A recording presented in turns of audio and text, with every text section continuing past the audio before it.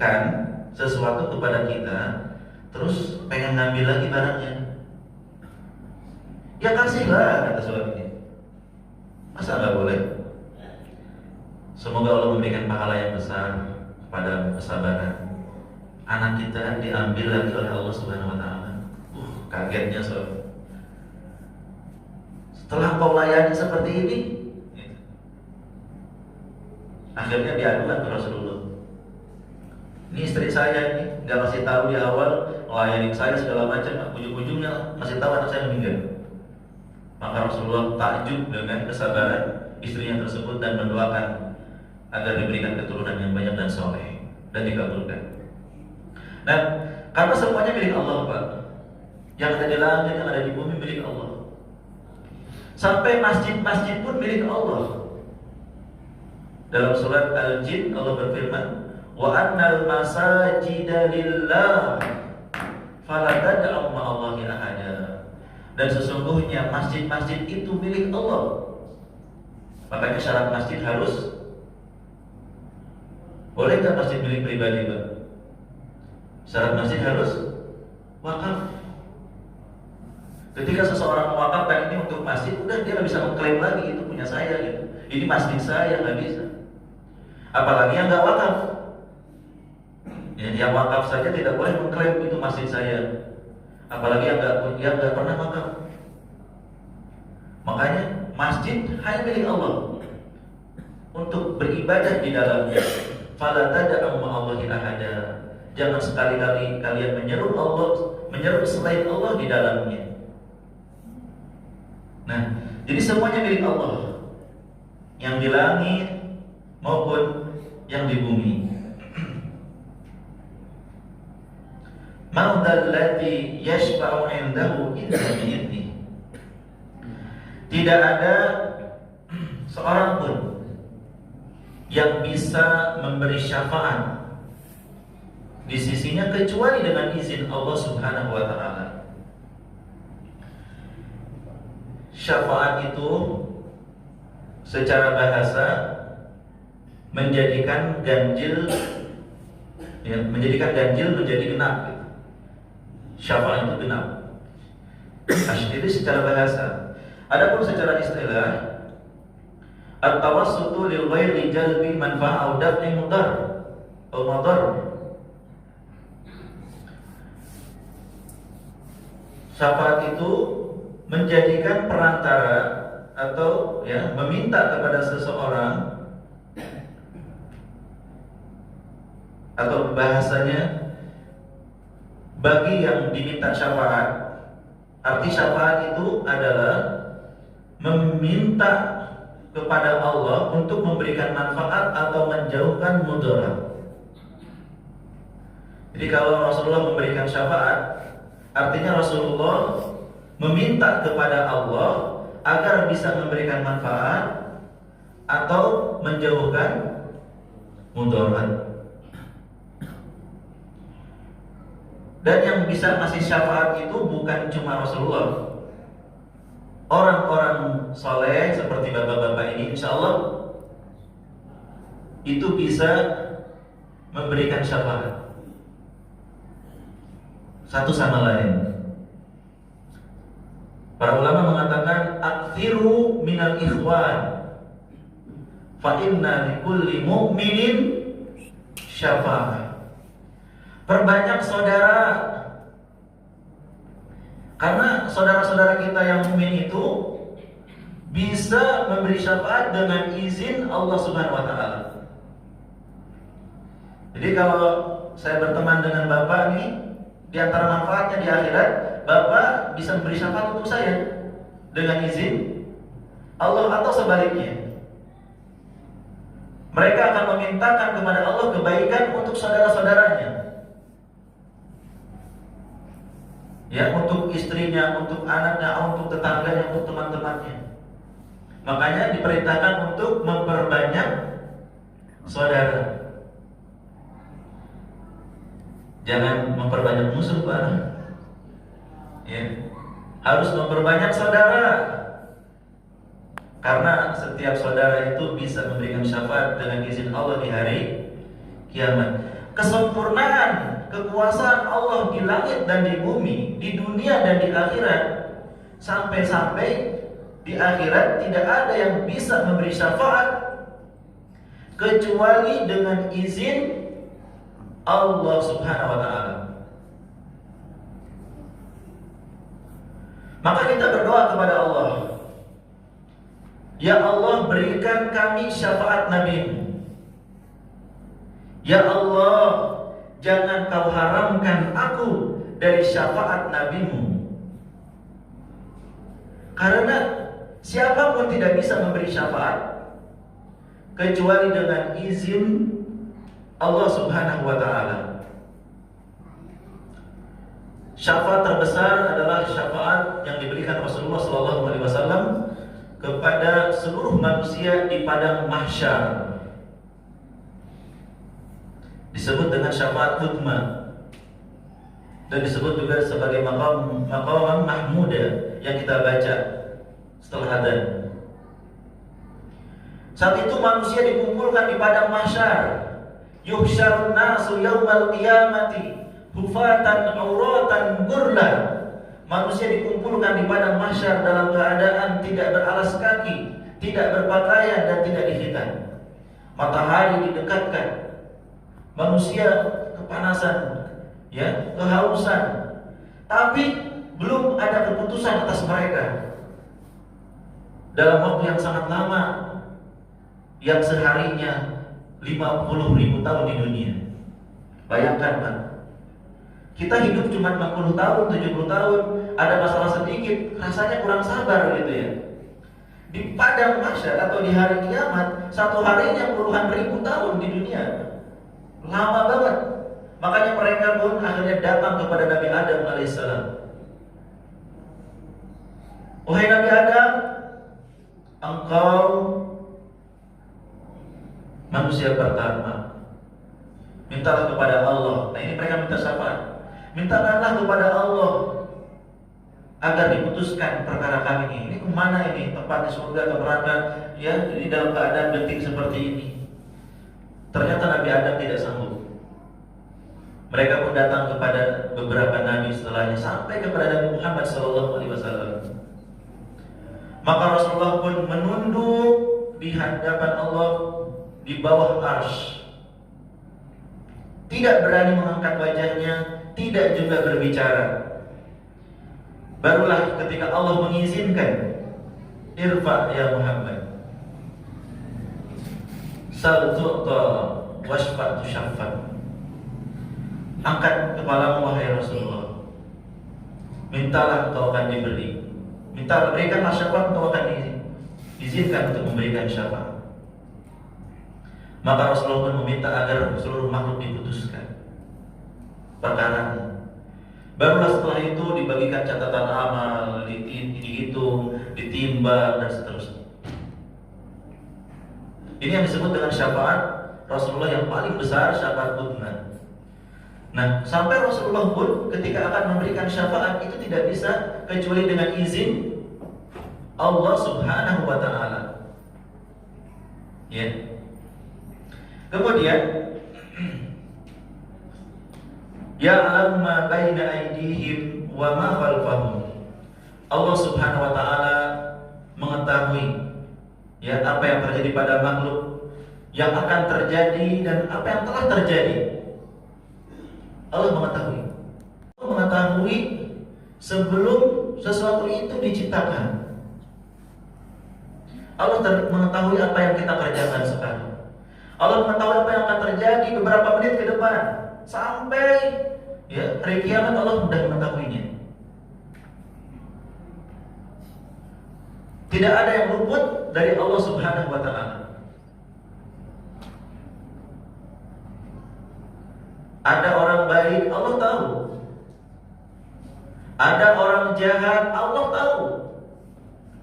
Ada yang berbuat adil, Allah tahu. Ada yang berbuat zalim, Allah tahu. Allah tahu semuanya.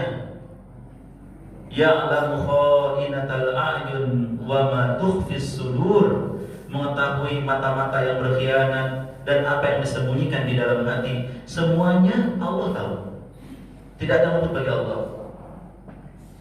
Sebaliknya, wala yuhituna bi syai'in min ilmihi illa bima syaa. Dan tidak ada yang meliputi ilmu Allah kecuali yang diizinkan oleh Allah Subhanahu wa taala. Makhluk tidak ada yang tahu tentang Allah kecuali apa yang diizinkan.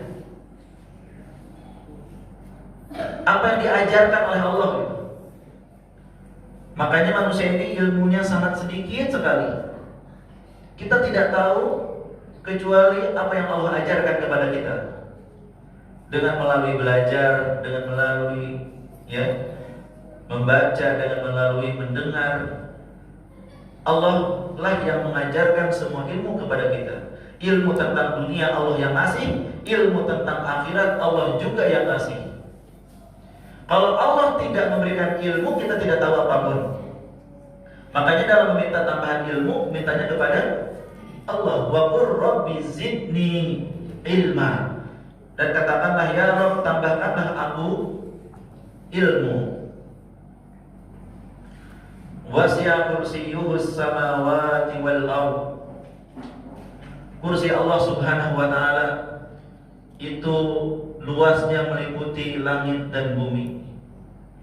Ya, sebagaimana dalam hadis yang sahih yang diriwayatkan oleh Ibnu Hibban dan yang lainnya, Rasulullah sallallahu alaihi wasallam bersabda, "Mas samawati sab'u wal arduna binisbati lil kursi illa kahalqatin ulqiyat fi falatin minal ardh."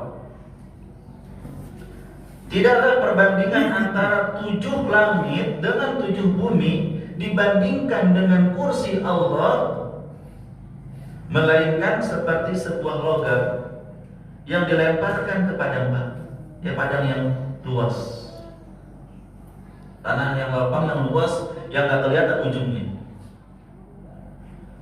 7 langit, 7 bumi itu seperti logam.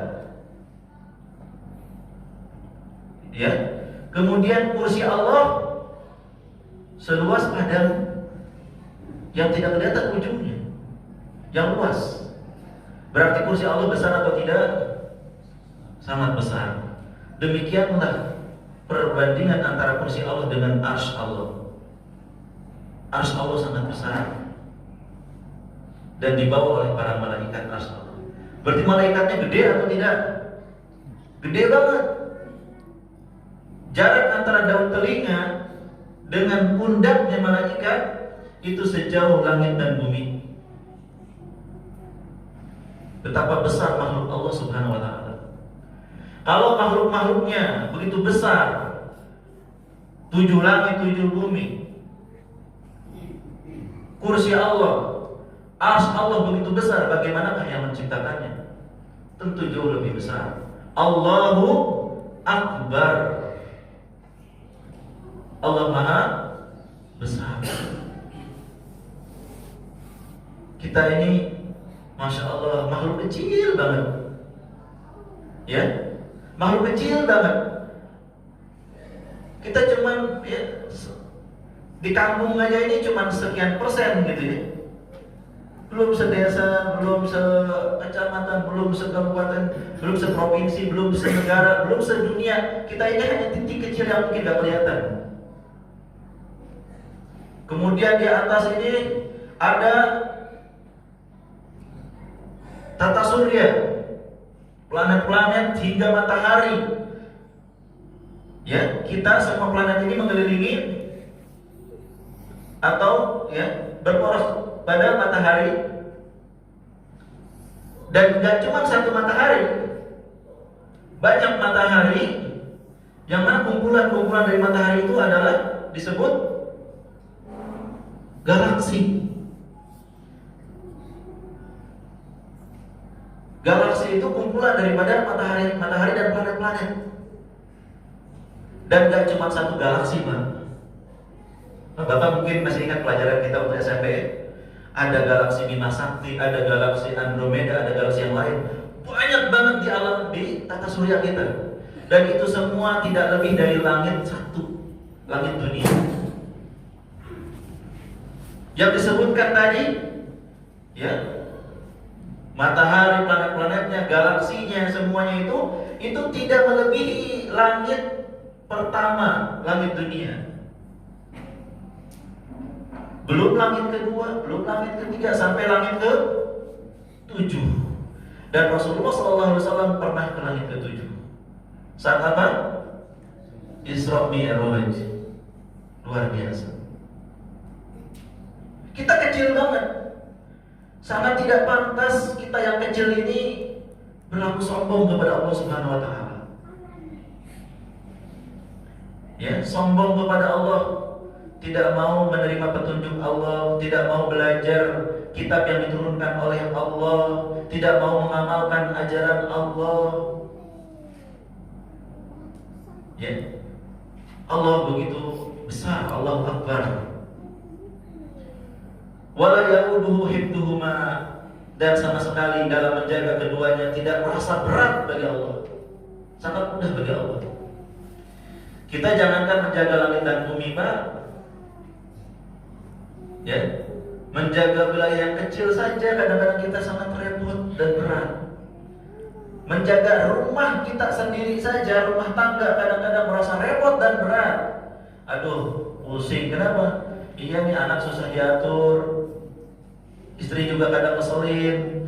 Baru ngurus satu rumah sudah merasa berat. Allah Subhanahu wa taala tidak merasa berat dengan mengurus langit dan bumi.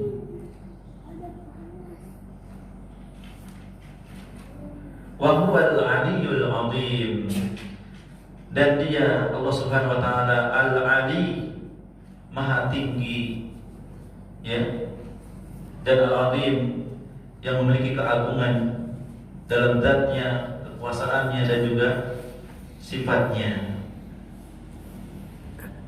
Inilah Allah Subhanahu wa taala. Kita ketika membaca ayat kursi semakin kenal sama Allah. Oh, itulah Allah. Ya, semakin dekat dengan Allah. Dan perlu ya kita mengenal Rabb kita. Nanti kan ditanya dalam kubur, man Rabbuka, siapa Rabb? Inilah Allah, pencipta, penguasa, dan pengatur alam semesta, satu-satunya yang berhak diibadahi dengan benar. Sehingga kita pun semakin tunduk sama Allah, semakin takut sama Allah, dan merasa tenang.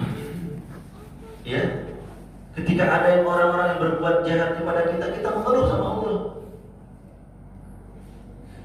Ya Allah, Engkau penguasa langit dan bumi, tolonglah hamba dari orang-orang yang berbuat zalim. Dan Allah banyak mengingatkan, janganlah orang-orang yang berbuat zalim itu mengira mereka itu dibiarkan. Allah nggak melihat, Allah nggak tahu, Allah nggak akan marah, Allah nggak akan membalas. Allah tahu mereka terus dengan kedzalimannya, sehingga merasa nggak salah lagi dengan kedzalimannya, merasa aman. Maka saat itulah Allah akan membalas mereka secara tiba-tiba, dan dia pun terkaget-kaget dengan balasan Allah Subhanahu wa taala. Kita punya Rabb, kita punya Allah yang luar biasa. Oleh karena itulah ayat kursi ini sangat agung sekali. Dianjurkan dibaca di pagi dan sore hari. Ya. Ba'da sholat, setelah sholat dibaca ayat kursi. Sebelum tidur dibaca ayat kursi. Rasulullah SAW bersabda, ya, apabila engkau mendatangi tempat tidur di malam hari, baca ayat kursi. Niscaya Allah akan senantiasa menjagamu, dan setan tidak akan mendekatimu hingga waktu pagi. Jadi kalau Bapak baca ayat kursi di sore hari, Allah akan menjaga sampai pagi. Dijauhkan dari gangguan jin, syaitan, termasuk hipnotis yang sekarang ini marak melalui telepon, hipnotis melalui tepukan, segala macam. Kalau kita baca ayat kursi, insya Allah terhindar. Termasuk dari sihir yang dikirim oleh orang-orang yang dengki kepada kita. Ya, orang-orang yang dengki, yang benci kadang-kadang mengirimkan sihir, minta tolong sama jin untuk memberikan keburukan kepada orang lain dengan mantra-mantra, dengan bulbul dan segala macam. Orang yang membaca ayat kursi, Allah akan menjaganya, Bang. Tapi saat membaca ayat kursi sambil merenungi maknanya. Tidak perlu terburu-buru, jangan seperti formalitas pengen cepat selesai. Allah la ilaha illa huwal hayyul qayyum la ta'khudhuhu sinatun wa la naum. Ya, sambil meresapi artinya, maknanya seperti yang sudah kita pelajari. Makanya mudah-mudahan dengan apa yang kita kaji di kesempatan ini, kita semakin memahami ayat kursi, semakin semangat untuk membacanya, menjadikan wirid dan pikir kita di pagi hari dan sore hari, ya. Dan tentunya kita bisa mengambil pelajaran dalam kehidupan sehari-hari. Masya Allah, waktunya sudah habis ini. Padahal faedahnya belum dibacakan. Faedahnya itu disebutkan oleh Syekh Zaid rahimahullah sekitar 38 faedah. Ini Pak, ada nomornya 38 faedah ya. Tetapi apalah daya, waktu yang tidak cukup. Mudah-mudahan apa yang dijelaskan tadi juga mengandung faedah, dan itulah ya, ayat Al-Quran, Masya Allah, kalau kita kaji luar biasa ya.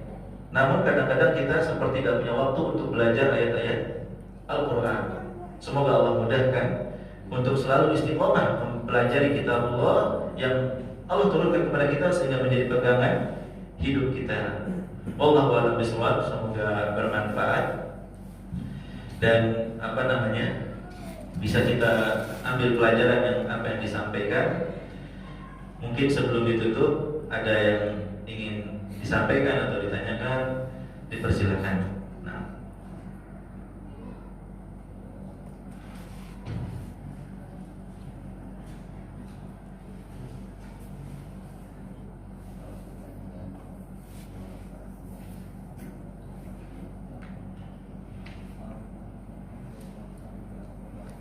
Ada bersubsidi nih di sana. Wah, berarti kayaknya kita sambil ngobrol aja nih di belakang nih Pak. Ya, saya kira cukup ya. Semoga Allah jadikan pertemuan kita ini pertemuan yang diberkahi, dijadikan pemberat timbangan kita di hari kiamat nanti, dan semoga kita dikumpulkan oleh Allah Subhanahu wa taala dalam surganya. Amin ya rabbal alamin. Subhanakallahumma wa bihamdik asyhadu an la ilaha illa anta astaghfiruka wa atubu ilaik. Assalamualaikum